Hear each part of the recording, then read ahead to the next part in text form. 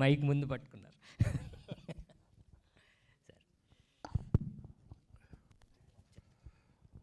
Right. Sairam Shankar sir, బాగుంది, 2 పాటలు బాగున్నాయి, ట్రైలర్ కూడా బాగుంది, మీ పబ్లిసిటీ బాగుంది.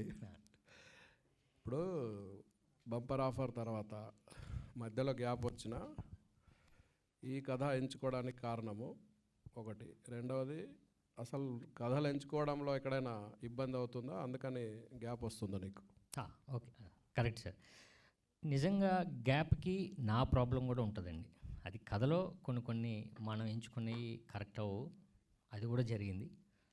రెండోది నా ఒక్కడిదే కాదు సార్, టీంలో వాళ్ళది కూడా కొంచెం ప్రాబ్లం ఉండేది. సో అది తెలియకుండా రిలీజ్ అప్పుడు మేము కరెక్ట్గా ప్లాన్ చేసుకోకపోవడం పెద్ద రీజన్ అయిందండి చాలా సినిమాలు, 4-5 సినిమాలకి. 2, తీసే వాళ్ళు కరెక్ట్గా మనం పబ్లిసిటీ దగ్గరికి వచ్చిన తర్వాత ఆగిపోవడం. సో ఇలా చాలా ప్రాబ్లమ్స్ జరిగాయండి. కాకపోతే ఆ గ్యాప్కి రీజన్ మాత్రం నాది కూడా ఉంది, మిగతా వాళ్ళు కొందరిది కూడా ఉంది. ఒక డెసిషన్స్ వల్ల ఏమవుతుందంటే సార్, అంటే నాలో జరిగింది. ఇప్పుడు అది ప్రాక్టికల్గా బయట వాళ్ళకి తెలీదు. ఇప్పుడు సినిమా జరుగుతున్నప్పుడే ఏదో మనకి ఒక రైట్స్ వస్తాయి. బట్ ఆ రైట్స్ కరెక్ట్ డెసిషన్ ప్రొడ్యూసర్ తీసుకోవాలి. తీసుకొని ఇచ్చేద్దామా వద్దు ఆగుదాం అంటారు సార్ అక్కడే. సో ఇలా జరిగినాయండి చాలా వరకు. సో అదే మినిమం మనం ఎక్స్పెక్టేషన్, మన బడ్జెట్ ఎంత, మనది ఎంత వచ్చింది, మనకు ఓకే అని ఒక రైట్ డెసిషన్ తీసుకుని ఉంటే అట్లీస్ట్ సినిమాలు ఆడకపోయినా ఓకే వీడి మీద ఇంత బిజినెస్ ఒకటి ఉంది, ఇది ఉంది అనేది ఒకటి క్రియేట్ అవుతుంది. బట్ అందులో కథ వరకు నా ప్రాబ్లం అయినా కొన్ని చోట్ల ఇలాంటి ఫెయిల్యూర్స్ జరిగినాయి సార్. సో ఇది అయితే ఇప్పుడు ఈ కథ వరకు వచ్చేసరికి నిజంగా ఇలాంటి కథ నాకు వస్తుందని అనుకోలేదు సార్. ఎందుకంటే ఇది చాలా పర్ఫార్మెన్స్ ఓరియంటెడ్ సినిమాతో పాటు కమర్షియల్ యాంగిల్స్, ఇప్పుడున్న థ్రిల్లర్స్, క్రైమ్, ఇప్పుడు మనం ఓటీటీ ఆన్ చేస్తే ఏ సినిమాలు అయితే చూడగలుగుతామో, ఇప్పుడు నేను నిజంగా చెప్పగలిగింది ఏంటంటే సార్, కాన్ఫిడెంట్గా ఇప్పుడు ప్రైమ్లో, నెట్ఫ్లిక్స్లో ఏ క్వాలిటీ ఉందో మనం ఆ క్వాలిటీ ఈ సినిమాలో కనిపిస్తుంది సార్. అంటే మేకింగ్ వాల్యూస్ నుంచి, ప్రొడక్షన్ వాల్యూస్ నుంచి, డైరెక్టర్స్ ఒక్క షాట్ నుంచి, లేకపోతే మ్యూజిక్ డైరెక్టర్ దాకా దాని నుంచి ఆర్ట్ డైరెక్షన్, ప్రతిదీ మీరు మన క్వాలిటీ ఏదైతే సూపర్ క్వాలిటీ ఉందిరా నెట్ఫ్లిక్స్లో అని మనం మాట్లాడుకుంటున్నాం, ఆ క్వాలిటీకి ఎక్కడ తగ్గదు సార్. సో ఇవన్నీ నాకు ఉపయోగపడతాయి. డైరెక్టర్ నాకు ఎప్పటి నుంచో బాగా ఫ్రెండ్, సో నన్ను బాగా ప్రొజెక్ట్ చేస్తాడు అని నేను నమ్మాను. నిజంగా చాలా బాగా వచ్చింది సార్ సినిమా. సో ఇంతే సార్. డైరెక్టర్ గారు సార్, ఇప్పుడు మీరు కేరళలో నేషనల్ అవార్డు తీసుకున్న మీరు సార్ ఎందుకు తెలుగు హీరోని ఎంచుకున్నారు సార్? యాక్చువల్లీ మంచి క్వశ్చన్ ఇది సార్. యాక్చువల్లీ నాకు తెలుగు అంటే బాగా ఇష్టం సార్. యాక్చువల్లీ అంటే నేను ఫస్ట్ మూవీస్ చేసినది 17th ఏజ్లోనే సార్. అంటే మాస్క్ చెప్పేసి ఒక షార్ట్ ఫిల్మ్ చేశారండి, అది ఇంటర్నేషనల్ ఫెస్టివల్ అవార్డు జరిగింది. తర్వాత నేను 18th ఏజ్లోనే కొటేషన్ అని చెప్పేసి ఫస్ట్ వైలెంట్ మూవీ మలయాళంలో చేశాను. అది కూడా రాజీవ్ రవి కెమెరా ఇలాంటి టెక్నిక్ ఇప్పుడు సార్. అది 21 డేస్లోనే మనం షూట్ చేశారు. సో అది పెద్ద వైలెన్స్ మూవీ సార్, అది నెట్లో కూడా చూడొచ్చు. బట్ తర్వాత ఫహద్ ఫాసిల్తో మూవీ చేశారు, ఇప్పుడు మమ్ముట్టి గారితో ఇప్పుడు స్టార్ట్ అవుతుంది, అలాంటి ప్రొసీజర్ జరుగుతుంది సార్. బట్ ఏంటంటే నా ఇంటి పక్కనే ఒక తెలుగు పీపుల్ ఉన్నారు సార్ అప్పుడు. యాక్చువల్లీ ఆంధ్ర ఒక మాధవరావు సార్ అని చెప్పేసి ఒక ఆంధ్ర బ్యాంక్ మేనేజర్ ఫ్యామిలీ. నేను చిన్నప్పటి నుంచి అక్కడే వారితో కలిపి భోజనం తినడం, ఆవకాయ పచ్చడి అదన్నీ తినేసి అక్కడే నేను చాలా ఎన్టీఆర్ మూవీస్ అన్నీ అప్పుడు బ్లాక్ అండ్ వైట్ టీవీస్ కూడా అక్కడే చూసి, సో నాకు ఎప్పుడో తెలుగుతో కనెక్షన్ ఉన్నారు. అలా వెళ్తే మళ్ళీ కొటేషన్ మూవీ రిలీజ్ అయింది, నేను చెన్నైకి వచ్చారప్పుడు నాకు కనెక్షన్ అయింది. సో అప్పుడు అన్నయ్యతో బాగా పరిచయం అయింది.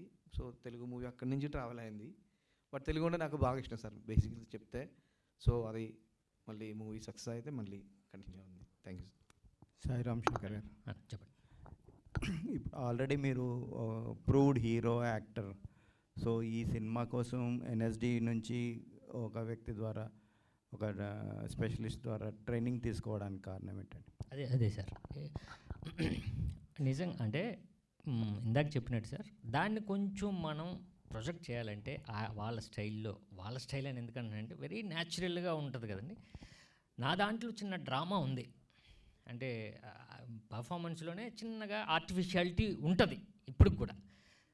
అది వద్దనుకున్నాం సార్ ఈ సినిమాకి. అంటే ఆ క్యారెక్టర్ ఒక లాయరు ఆడు క్రిమినల్గా ఉంటే ఎలా బిహేవ్ చేస్తాడు వెరీ న్యాచురల్గా అన్న దాని గురించి మొదట నాకు సెట్ అవ్వలే. నిజంగా నాకు చేస్తున్నప్పుడు ఓకే దెబ్బ పడిపోతుంది మనోడు ఎలా చూస్తున్నాడు అర్థమైపోయింది నాకు. సో అప్పుడు గ్యాప్ 1 మంత్ తీసుకున్నాను సార్. 1 మంత్ ఆఫీస్లోనే నేను ప్రిపేర్ అయ్యాను. సో అది నాకు ఉపయోగపడింది తర్వాత సినిమాలకు కూడా. అంటే ఈ సినిమా కథను డ్రైవ్ చేసే ఎలిమెంట్స్ ఏంటండి? సార్ ఫస్ట్ నా character public prosecutor, criminal lawyer, but crimes జరుగుతూ ఉంటాయి. సో నా క్యారెక్టర్ డ్రైవ్ చేస్తూ ఉంటుంది. ఓవరాల్ కథలో ఎవడు వెళ్ళను అనేది కథ చెప్తున్నప్పుడు నేనే కన్ఫ్యూజ్ అయ్యాను. ఇప్పుడు కథ చెప్తూ ఉంటారు కదండి, ఇప్పుడు లాస్ట్లో ఏమవుతుంది ఎవడు వెళ్ళను అన్నది అంత నాకు నచ్చిందండి. సో నా క్యారెక్టర్ డ్రైవ్ నాకు చాలా బాగా నచ్చింది.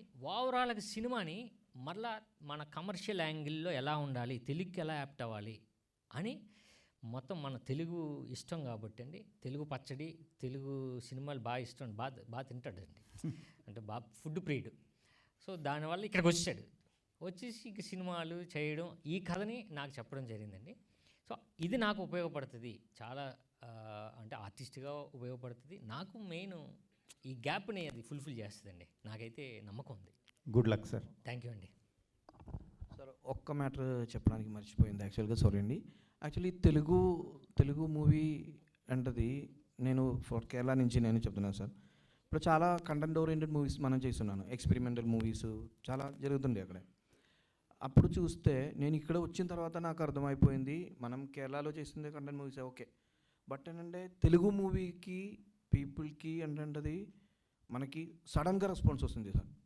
ఇప్పుడు మనం ఒక మూవీ చేసింది అది బాగుందా బాగోలేదా, లేదంటే ఈచ్ అండ్ ఎవ్రీ సీక్వెన్స్ అందరికీ అంటే కామన్ పీపుల్, మనం ఫీల్డ్లో పనిచేసిన పీపుల్ కూడా మూవీ ఉండదు అంత కాన్ఫిడెన్స్ సార్.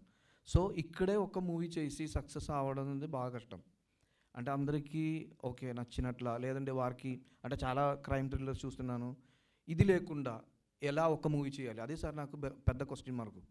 అక్కడి నుంచి స్టార్ట్ అయింది సార్. సో ఓకే ఇప్పుడు వరకు మనం చూడలేకుండా చేయలేకుండా, అంటే క్యారెక్టర్ కొత్తగా ఉండాలి, ఎలా అది డ్రైవ్ చేయాలి అంటే పీపుల్కి తెలియకుండా. ఓకే ఇప్పుడు సార్ మూవీ చూసినప్పుడు మనం ఓకే ఇది నెక్స్ట్ సీన్ ఇది వస్తుంది హీరో ఇలా ఇదే ప్రెడిక్షన్ సార్. ఎందుకంటే ఒక వీక్లోనే ఇక్కడే 10 మూవీస్ రిలీజ్ అవుతుంది ఆ వీక్లో. సో అలాంటి క్వశ్చన్ మార్క్ అంటే మామూలు కాదు అది. మనం చాలా రాసేసారు, మళ్ళీ ఇది కరెక్ట్ కాదు, ఇది వర్కౌట్, మళ్ళీ అలా వదిలేసి ఓకే ఎవ్రీ 3 సీన్స్లోనే ట్విస్ట్ ఉంది సార్. దానికి మనకి ఎందుకంటే అది ఒక్క పీపుల్కి కనెక్ట్ అయితే చాలా మంచిది. సో తెలుగు పీపుల్కి ఇష్టమైనట్ల మూవీ చేయడం బాగా కష్టం సార్. నేను కేరళ నుంచి తెలిసిపోయింది ఇక్కడ వచ్చి. So I'm respect the all Telugu audience and Telugu technicians. ఇక్కడ ఆర్టిస్ట్ కూడా చాలా చాలా చాలా బాగుంది sir. Thank you so much. Vinod Vijayan గారు సార్ ఇప్పుడు అంటే మీరు ఒక కాంటెస్ట్ పెట్టారు కదా సార్, ఇది ఇక్కడ. సో ఇక్కడ కాంటెస్ట్ పెట్టారు ఒకటి సినిమాకి అవును సార్. ముందు. సో ఇప్పుడు తెలుగు ఆడియన్స్ ఎంత క్లెవర్ అంటే 2-3 సీన్లు చూస్తేనే కథ అంతా చెప్పేస్తారు క్లైమాక్స్ ఏంటిదో. అవును. సో అలాంటి పరిస్థితుల్లో మీరు 10,000 ఇస్తా అని చెప్పి ఛాలెంజ్ చేశారు. కాన్ఫిడెన్సా ఓవర్ కాన్ఫిడెన్స్ అనుకుంటారు? అంటే యాక్చువల్గా ఏంటంటే కొంచెం ఓవర్ కాన్ఫిడెన్స్ ఉంది సార్ నిజంగా చెప్తే. బట్ ఏంటంటే నాకు మనస్ఫూర్తిగా తెలుసు తెలుగు ఆడియన్స్ క్యాచ్ చేసింది, బట్ కొంచెం ఓవర్ కాన్ఫిడెన్స్. చూద్దాం అదే వర్కౌట్ అవుతుందా లేదో తెలియదు. బట్ అన్నయ్య దగ్గరే ఉన్నారు అన్నీ, అన్నయ్య హీరో గారు మంచిగా చేశారు. సో దాన్ని బట్టి చెప్తే హ్యాపీ. ఇంకా అంటే మళ్ళీ నేను నెక్స్ట్ మూవీకి దాని మీదే డబుల్ పని చేయాలి అది.